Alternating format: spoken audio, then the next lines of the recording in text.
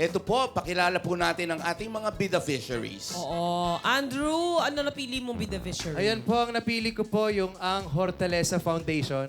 Actually, yung Hortaleza po, asawa siya ng pinsan ko. Yung pinsan ko po yun, isa po siya sa may-ari ng Mulak Ensaymada, yung kay Nino Mulak. Oh. Yes, sarap. So, siya yung napili ko. Yun. Okay. Alright. Dom, ikaw naman? Me, Kai Foundation. Kai Foundation, I've been active since way back, 10, 20 years ago. Mga cancer patients, so mga bata from between 7 to 13, 15 years old. Nakakasad, no? Oo, kakalungkot. Maraming, Mga bata. kakaawa rin. Pero hopefully, if pagpalain tayo, mabigyan natin sila ng... Mabibigyan sila. Mabibigyan Tama. sila. Oh, pero siyempre, mas malaki kung manalo mo. Manalo ka. Manalo. Kasi kung Ipanalo mong... pag sali pa lang, confirm na agad meron. Meron. Okay. Agad.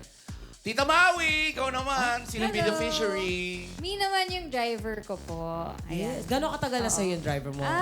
Kung isasum up ko, mga 4 years na rin. Oh. Yes. Matagal na rin. Siya yung napili ko kasi one time, papunta kami ng taping. Nag-usap kami, kakasal na kasi.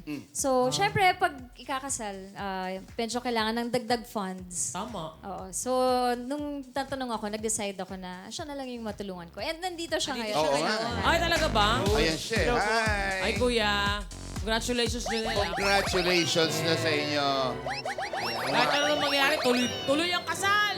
Di ba? Opo. Tuloy ang Okay. kasal. Walang itigil ang kasal, gano'n. Oo. Tuloy dapat yan. Thank you, Janelle. And thank you very much, Maui. Thank you. Okay, so guys, nako, kailangan natin yan, no? Yung mga beneficiaries natin kasi motivation para galingan sa game, para mas malaki ang maitutulong natin sa Correct. kanila.